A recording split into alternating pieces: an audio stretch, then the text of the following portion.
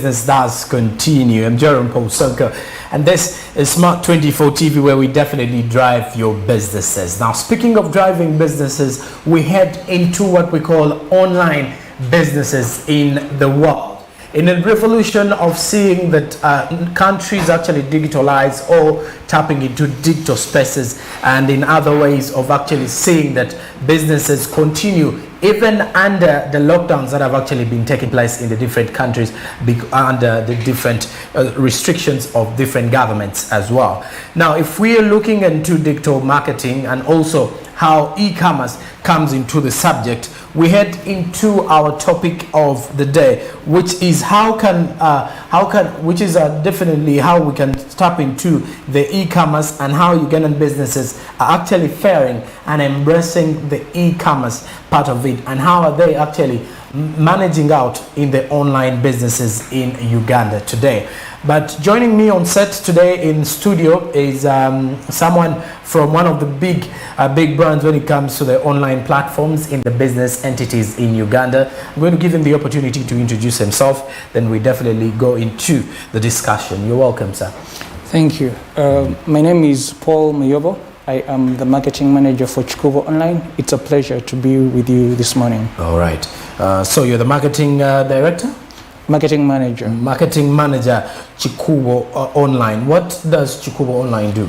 Well, Chikubo Online is an online store or an online platform where we basically deal with B2B and B2C. B2B in the sense that we supply to the small retail outlets within Greater Kampala in terms of stock. The same way you see people go see Chikubo downtown as the hub for stocking up, the business hub for Kampala. Chikubo Online is like an online platform where people are able to access goods at competitive and favorable prices for their businesses. Should we say it is set up in Chikubo? Does it have its mother? If at all it's a station, you could definitely see if companies are being set up. Should we say it has its grassroots from the Chikubo that we know in Kampala? No, it deals in everything that people go to Chikubo downtown to do. All the products, especially fast-moving consumer products or goods. So we have a warehouse where we stock all of our over 4,000 different products, and people are able to buy through a website or through the Chikubo Online app. The website is chikuboonline.com. So if you log on to it, you have instant access to over 4,000 different fast-moving consumer products that people use on a day-to-day basis in their homes. All right. Now let's even talk about the duration or the longevity of Chikubo Online before we even tap into our main topic today. How long have you been in business in Uganda? Well, we've been in operation for over 18 months. We started early 2019, and we started out as an entirely online wholesaler. Doing B2B, business to business, servicing business to business within Greater Kampala. But then because of factors like COVID, we ventured out into B2C, business to consumer, meaning that apart from selling wholesale, we also deal in retail, meaning that individuals, homes, and people that buy in small quantities are also able to buy these goods or stock up or shop these goods online, and we're able to deliver to them at their doorstep conveniently. All right. Now, one of the biggest questions that I've definitely wanted to ask the people dealing in this online setting or online apps in terms of business is, how do they actually get from this? How do they receive a return on their investments into these apps? I want to tap into that business aspect of it, because if you were to mention these online platforms, you definitely agree that there are quite many of which these platforms where Ugandans actually tap into to acquire some product or different services as well. Now, Mr. Mark, I want to understand, how do you receive returns in your investment in terms of online business? Well, first you need to understand or know that an online investment or an online business requires a lot of, there's a lot that goes into setting it up, from the logistical bit to the technological bit of it. You'll find, I'll give an example of Amazon. It took Amazon about 3 to 4 years to break even.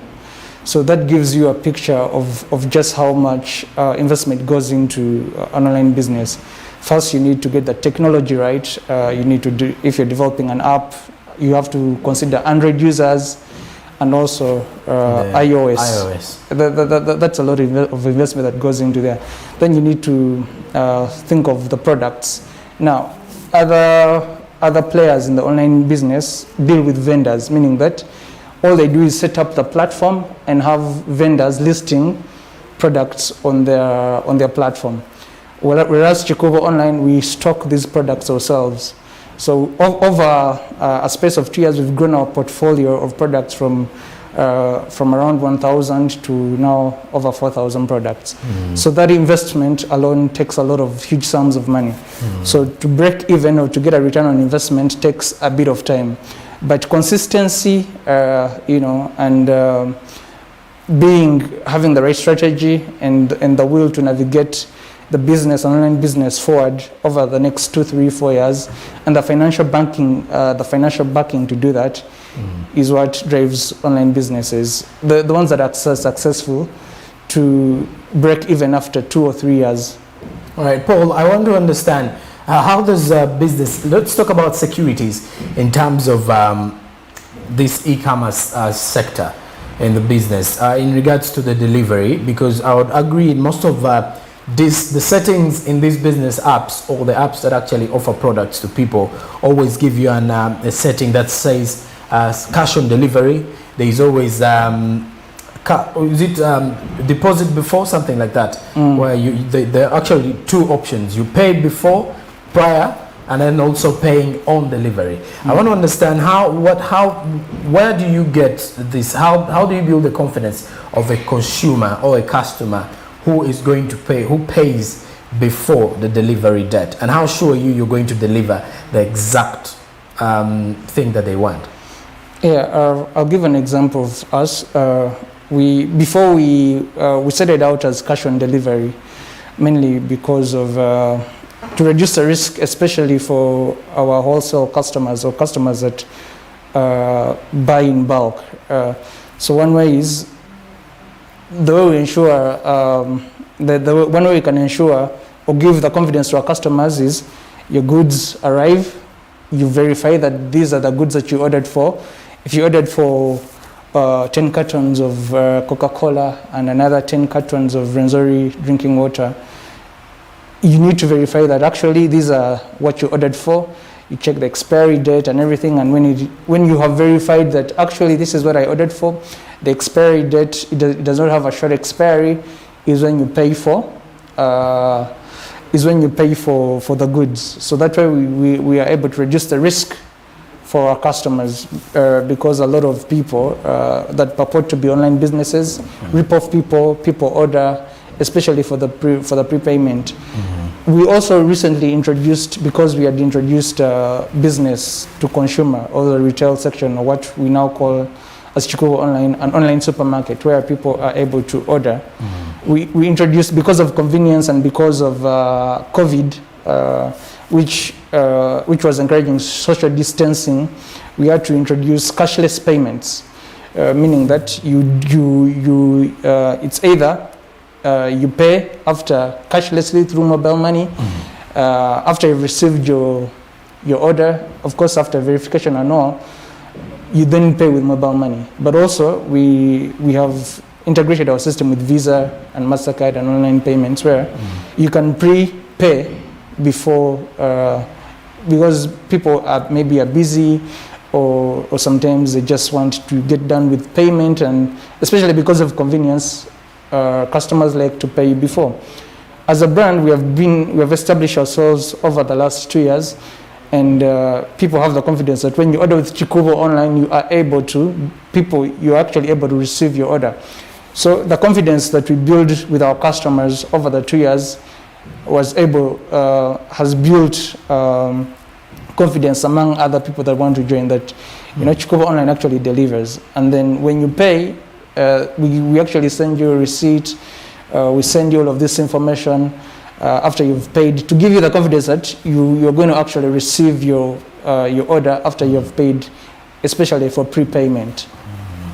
So I want to also understand, and how have Ugandans formed the business? Because now we're adopting a situation of digital marketing, and we're into a situation of tapping into the e-commerce sector in Uganda. How have Ugandans actually welcomed this idea? Have you received a more appreciating, customer reception, or do we still have issues in regards to the response of the customers?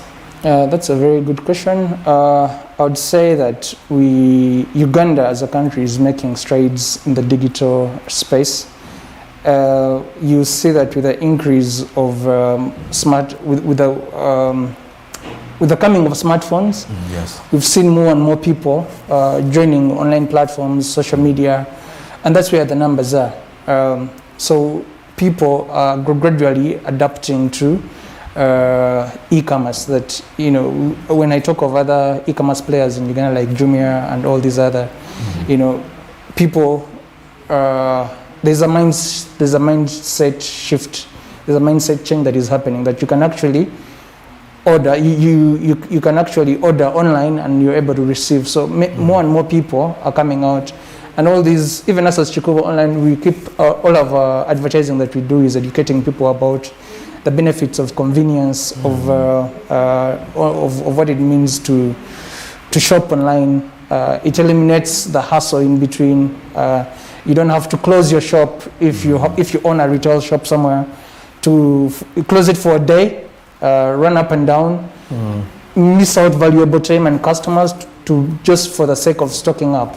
Okay. So we are doing education through our advertising that we're doing, the marketing that we're doing is educating people that, you can actually shop online, you can actually stock up online, and we're seeing people responding.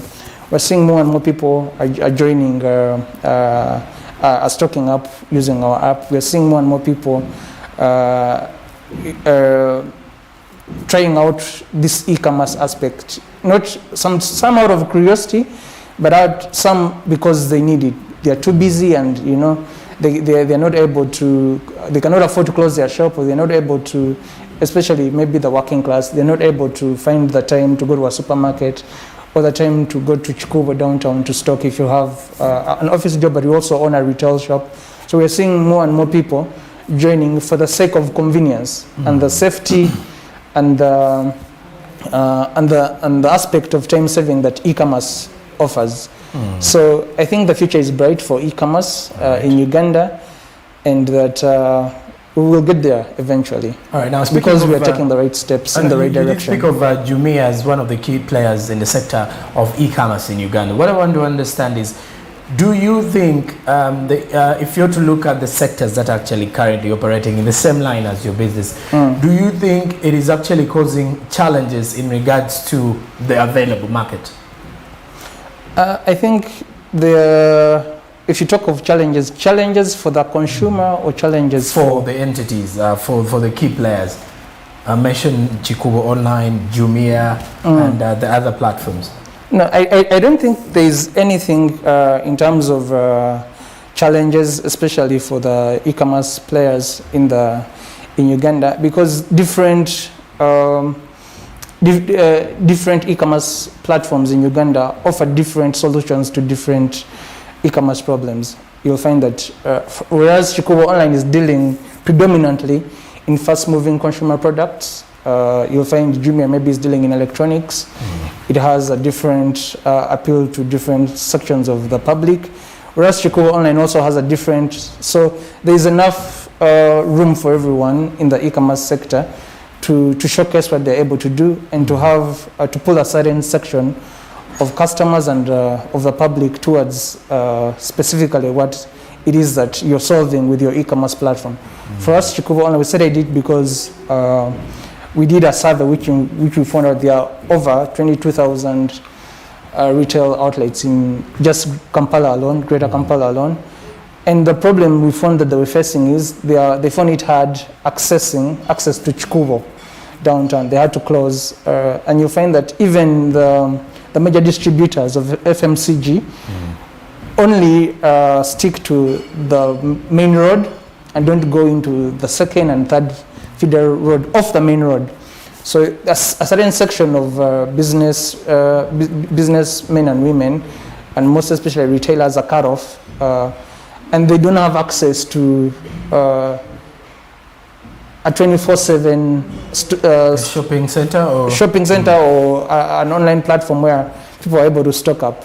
And even then, these distributors pass in a route for maybe 2 to 3 days a week. Okay. And yet, there are businesses that need a daily, they need to stock up daily, something that Chikubo Online is able to do. So when we saw that gap, we are trying to fix and close that gap. So our playing field would be sort of different, or our target market would be sort of different from what other players in the e-commerce sector are trying to solve. All right, now let's talk about foreign currencies when it comes to the e-commerce sectors. Some platforms are actually using different currencies, mentioned the US dollars, and to actually give out room for the price of the commodity. And it's actually scary to some of the Ugandans who are actually scared of going for the product because of that sign of the US dollars. What is your view on that? I think that you'll find that e-commerce platforms that have US dollars, mainly international, they appeal to an international market. Maybe their scope covers maybe Africa or East Africa, but then e-commerce innovations like Chikubo Online, whose focus is Ugandans. There's no way we can put our pricing in US dollars. That is why you'll find that all our pricing on our platform is in the Ugandan currency. But also, when people are building, if for example they have an e-commerce platform has plans to expand, its scalability plan is in the next few years we want to reach out to East Africa, you'll find that some of their pricing is in dollars or is in something that is in a currency that is readily accepted, especially if they notice that maybe the audience they want to appeal to is businessmen who deal in huge sums of money or who transact in dollars, then by all means the pricing has to be in US dollars. But if your audience or if your target market is local, Ugandan, then there's no way that your pricing, it will not make sense for you to price your products in US dollars. All right. And let's talk about the reach of the customers in Uganda. How best do you think these online platforms can reach out to the customers? And secondly, first, in fact, this is the second point, how best. But first is, what is the reach of the Ugandans? How far is the online market, like the marketing platforms, reach the Ugandans? Do we even reach the rural areas in Uganda in terms of this? Well, we still have the digital divide to worry about. You'll find that more and more people who have access to the internet are in urban centers. As you go further and further into the rural areas, you find that people have phones, but they're not smartphones. They don't have access to internet, or even the internet connection over there is so poor. So the concentration of people that use e-commerce is in urban centers. So more and more people in urban centers, because of the internet connectivity, and it is cool if you're in an urban place to own a smartphone, because that's what everyone is doing. People, social media has brought so many things, including e-commerce as one of the factors.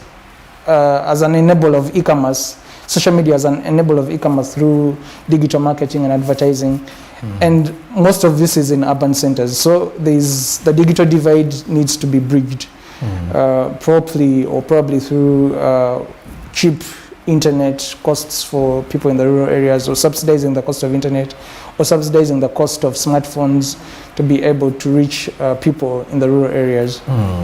And talk about these. I actually have a number of apps in my smartphone in regards to these digital platforms. But there's one thing I realize sometimes. I don't know when you're setting up these apps. Are they favorable? Do you actually come up? Do you link with the telecommunications companies, or there is literally no connection to that?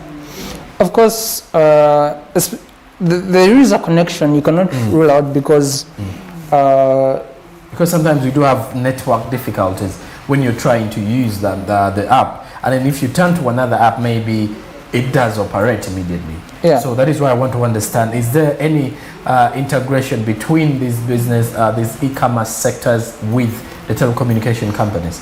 Yeah, of course, there's such a thing as partnerships. If you are going to have a successful e-commerce platform, one thing you need to do, especially for strategic oversight, is think of partnerships. And one good way to partner, a good partner would be a telecom company, because then you can be able to discuss discounts, you can be able to discuss subsidization and all of these.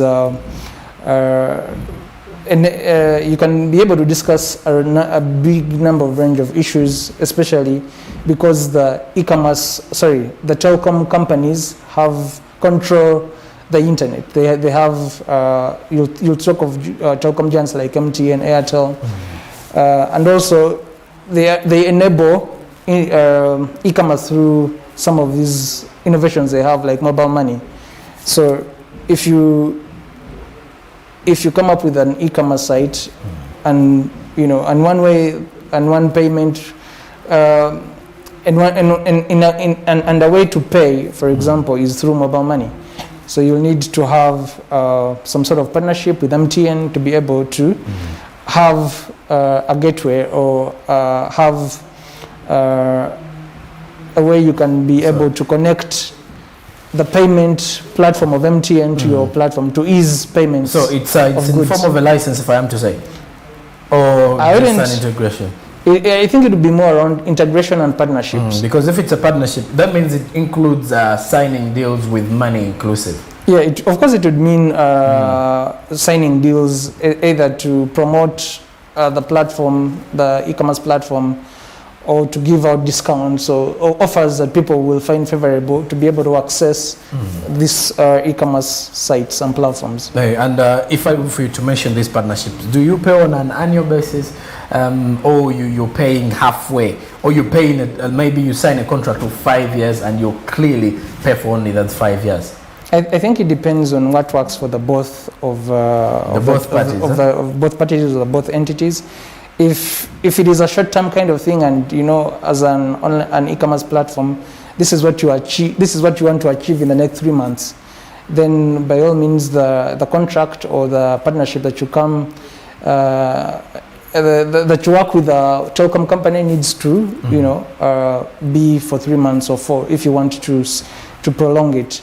But it is based on what you want to achieve as an e-commerce site, and also what benefit is it giving to the telecom company. All right, and I want to also now ask mainly now, let's go into a broader pictures.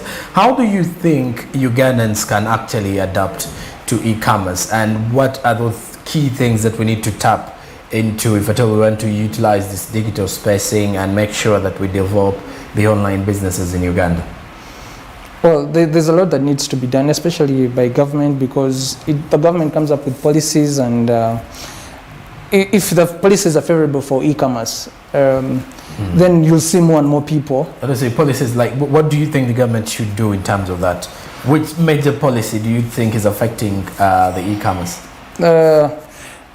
Right now, the one biggest enabler of e-commerce in Uganda, it has been Facebook. Okay. But right now, Facebook remains banned, and people are not able to access it except maybe through VPN. So, but a lot of people use Facebook. Even small businesses use Facebook to promote or sell their products. But up to right now, it remains banned. So, if the government is able to realize that, hey, some of these platforms or digital platforms, apart from Of course, Mr. Museveni likes to call it wolokoso or people talking and gossiping. Apart from that, it drives business. It drives the e-commerce sector in Uganda. People are able to transact, using this digital platform. So, if the government is able to realize, if they realize that this is actually driving business, if someone posts, someone sells, and you're able to do a transaction, I think that is a good starting point. Okay, let me see. What is the nature? How do you think? What is the nature of the business in Uganda in terms of online businesses? How are you seeing the setup? Is it more compared? Is it the same at the level of we're seeing at the international apps, like you did mention Amazon, or we still have a long way to go, a long journey? Well, we still have a long way to go in terms of infrastructure. Because if you look at Amazon, it even has started doing drone delivery, and so many technological advancements that they are using to their benefit to grow the e-commerce sector in those countries where those companies are. In Uganda, we still have a long way to go because, first of all, the cost of internet is high, and internet is the engine for e-commerce. So if we start with the subsidization of the internet, we will then have more and more people joining because they're able to afford to be on the internet. But also we are seeing, especially because of COVID-19 came and there was a lockdown. We've gone through lockdowns, but you will see that the companies that were allowed to operate were delivery companies or online companies because they present a picture of doorstep delivery where there isn't too much, there isn't a crowd. You're able to actually implement social distancing, but also at the same time being able to do business. So I would think that looking at where we are going, it is only wise for any business person or anyone that is involved in business to not only, especially the brick and mortar, to seriously think of having an aspect of e-commerce in their business, because that's the way to go. What if we go down what if the lockdown is not lifted because the COVID cases are going up?